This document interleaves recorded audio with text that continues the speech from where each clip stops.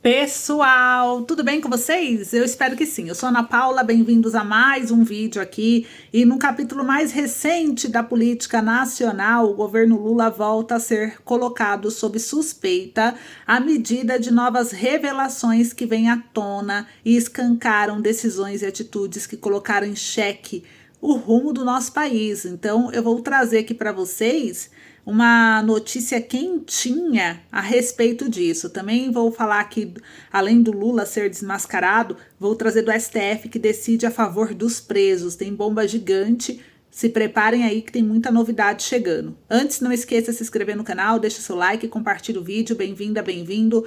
Bora lá para as notícias. Começa aqui com a notícia que saiu no CNN Brasil. Guerra comercial não deve acabar tão cedo após retaliação da China. Gente, saiu aqui uma análise falando do confronto que se intensifica após Trump manter tarifas apenas contra a China e que retaliou, na sexta-feira do dia 11 de abril com o aumento das tarifas de 84% para 125% sobre importações dos Estados Unidos. E aqui, o que deveria ser uma guerra comercial histórica e decisiva lançada pelo presidente dos Estados Unidos, Donald Trump, contra vários países, agora se concentrou em um único alvo, a China. O Trump anunciou, na quarta-feira do dia 9, uma pausa de 3 meses em todas as tarifas recíprocas que haviam entrado em vigor horas antes, com uma exceção, aprofundando um confronto destinado a desmantelar o comércio entre as duas maiores economias do mundo. Já na quinta-feira do dia 10, o Pequim cumpriu sua promessa de implementar suas próprias tarifas retaliatórias. O ritmo dessa escalada tem sido impressionante. Ao longo de uma semana, as tarifas de Trump sobre importações chinesas saltaram de 54% para 104% e agora 125%, números que somam as taxas existentes impostas antes do segundo mandato do presidente. A China retaliou na mesma moeda, elevando as tarifas retaliatórias sobre as importações dos Estados Unidos, impostas, inclusive, aqui, segundo o comunicado dessa sexta-feira do dia 11. E o confronto estabelece uma ruptura histórica que não apenas causará dor para ambas as economias profundamente interligadas, mas também adicionará tremenda fricção à sua rivalidade geopolítica. Aqui na matéria fala, abre aspas, essa é provavelmente a indicação mais forte que vimos empurrando para um desacoplamento difícil, fecha aspas, disse Nick Marro, economista principal para a Ásia na Economist Intelligence, e referindo-se a um resultado onde as duas economias praticamente não têm comércio ou investimento mútuo. E é realmente difícil exagerar os choques esperados que isso terá, não apenas para a economia chinesa em si, mas também para todo o panorama comercial global, bem como para os Estados Unidos, disse ele. E o Trump pareceu vincular sua decisão de não conceder à China a mesma suspensão que outras nações à rápida retaliação de Pequim, dizendo aos repórteres na quarta-feira que a China quer fazer um acordo e ele simplesmente não sabe como proceder. O líder chinês mais poderoso da China em décadas, ele não vê opção para seu país simplesmente capitular ao que chama de intimidação unilateral americana. E ele está jogando para a plateia. Publicamente, Pequim tem alimentado um nacionalismo fervoroso em torno de sua retaliação, parte de uma estratégia que vem preparando silenciosamente há mais de 4 anos desde que Trump estava no cargo pela última vez, e enquanto a China há muito diz que quer conversar, a rápida escalada do Trump parece ter confirmado para Pequim que os Estados Unidos não querem. E no cálculo aqui do chinês, segundo observadores, a China está preparada não apenas para revidar, mas também para usar a turbulência comercial de Trump para fortalecer sua própria posição. Diz que o governo da China tem sido muito claro há muito tempo que espera que a China entre em um período de luta prolongada com os Estados Unidos e seus aliados, que a China precisava se preparar para isso e eles se prepararam extensivamente, disse o Jacob, analista-chefe de economia com sede em Berlim. Então, permanece uma questão em aberto se Trump teria suspendido suas chamadas tarifas retaliatórias sobre a China junto com outras nações se Pequim não tivesse se movido tão rapidamente para retaliar. O Canadá havia retaliado, mas foi incluído na suspensão, que não remove uma tarifa universal de 10% imposta na semana passada. Independentemente disso, Trump Trump, que a Casa Branca descreveu no início dessa semana como tendo uma espinha de aço, e a China agora, né, parecem travados uma guerra de atrito com o potencial de perturbar uma relação comercial desequilibrada, mas altamente integrada no valor de aproximadamente $500 bilhão. Por décadas, a China tem sido o chão de fábrica do mundo, onde cadeias de produção cada vez mais automatizadas e de alta tecnologia produzem de tudo, desde bens domésticos e calçados até eletrônicos, matéria-prima para construção, eletrodomésticos e painéis solares. Essas fábricas satisfizeram a demanda dos consumidores americanos e globais por bens acessíveis, mas alimentaram um enorme déficit comercial e um sentimento entre alguns americanos, incluindo Trump, de que a globalização roubou a manufatura e os empregos dos Estados Unidos. O aumento das tarifas de Trump para bem acima de 125% pode agora reduzir as exportações da China para os Estados Unidos em mais da metade nos próximos anos, segundo algumas estimativas. Muitos produtos da China não poderão ser rapidamente substituídos, elevando o preço ao consumidor americano, potencialmente por anos, antes que novas fábricas entrem em operação. Isso poderá resultar em um aumento de impostos para os americanos de aproximadamente 860 bilhões de reais antes das substituições, disseram analistas do JP Morgan na quarta-feira. E na China, uma ampla gama de fornecedores provavelmente verá suas margens já estreitas completamente eliminadas, com uma nova onda de esforço para estabelecer fábricas em outros países prestes a começar. A escala das tarifas pode levar milhões de pessoas ao desemprego e causar uma onda de falências na China, segundo Victor, diretor do Centro China do Século XXI da Universidade de Califórnia, San Diego. Enquanto isso, as exportações dos Estados Unidos para a China podem chegar próximas a zero. Mas a China pode suportar essa situação muito mais do que os políticos americanos. Isso ocorre em parte porque os líderes do Partido Comunista Chinês não enfrentam feedback imediato dos eleitores e pesquisa de opinião.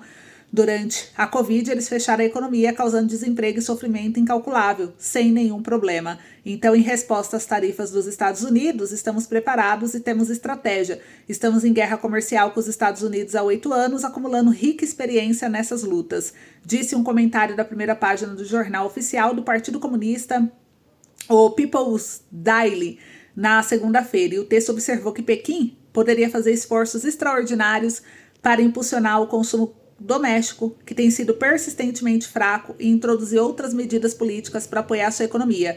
Os planos de resposta estão bem preparados e são abundantes, afirmou o comentário. E a China está melhor posicionada para enfrentar o conflito comercial. O que vocês acham, hein, gente? Então, a matéria é gigante, eu não vou ler tudo, mas só para vocês entenderem esse efeito, né?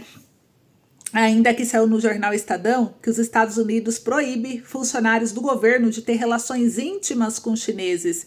Medida visa evitar que espiões obtenham informações sensíveis através da aproximação com diplomatas.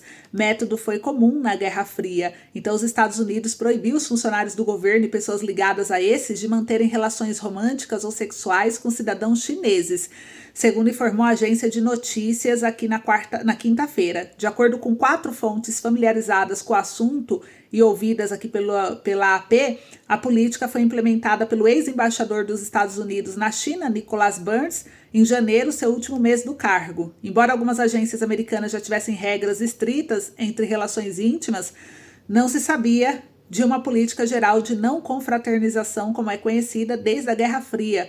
Não é incomum que diplomatas americanos em outros países namorem com cidadãos locais e até se casem com eles.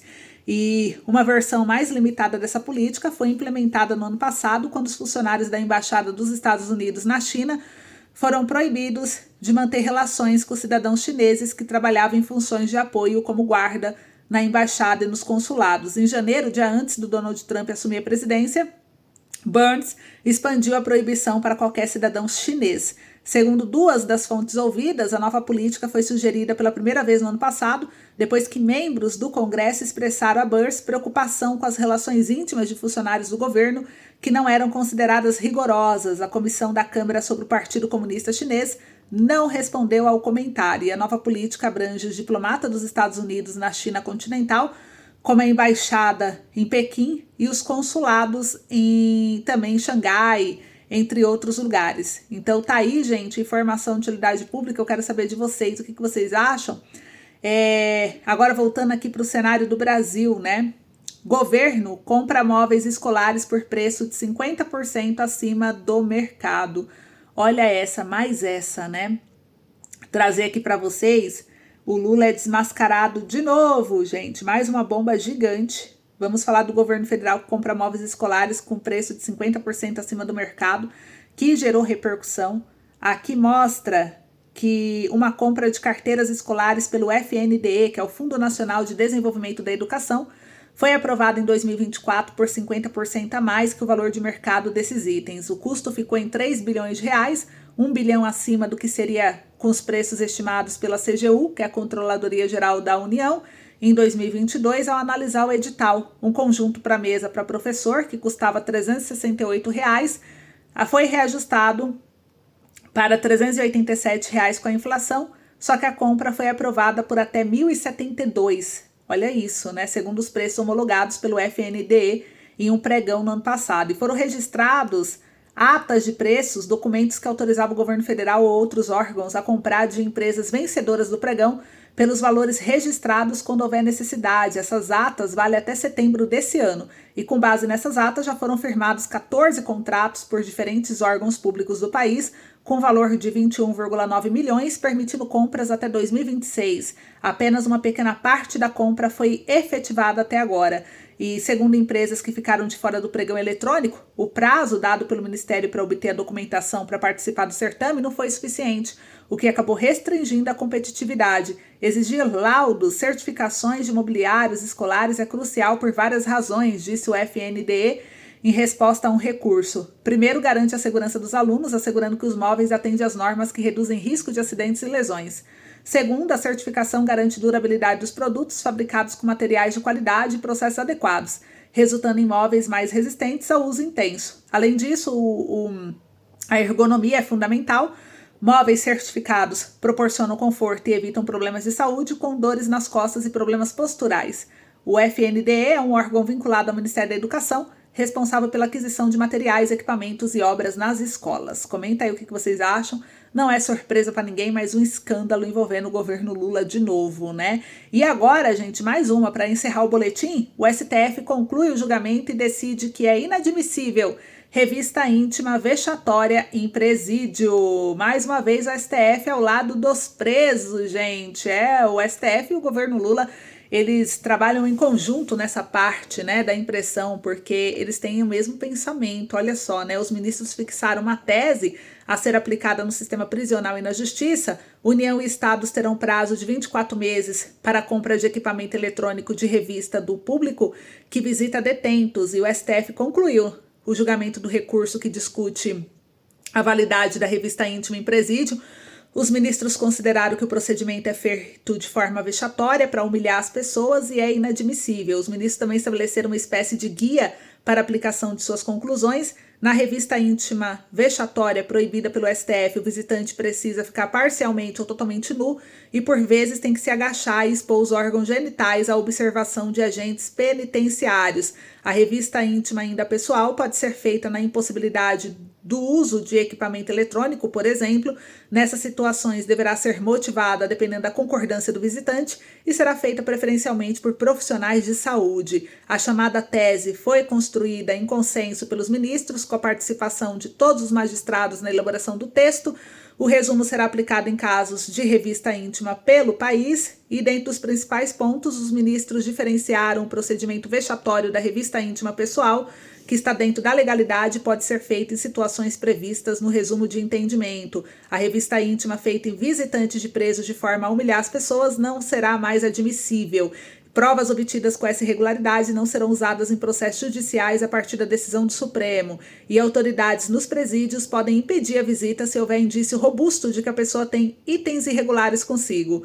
União e estados vão ter prazo de 24 meses para comprar equipamento eletrônico para fazer revista nos visitantes. A revista íntima que não seja humilhante poderá ser feita em casos excepcionais, de forma motivada em cada caso. Além disso, o procedimento depende da concordância do visitante, que deve ser feito em local adequado e apenas em pessoas maiores. A preferência é que a revista seja feita por profissionais de saúde e, se o visitante não concordar, as autoridades podem impedir a visita. excessos e abusos podem levar os agentes públicos a serem responsabilizados. E isso gerou muita repercussão. Quero saber a opinião de vocês. Então essas são as principais notícias que saíram. Comentem aí o que vocês sentiram em relação a elas. Um beijo e até o próximo encontro.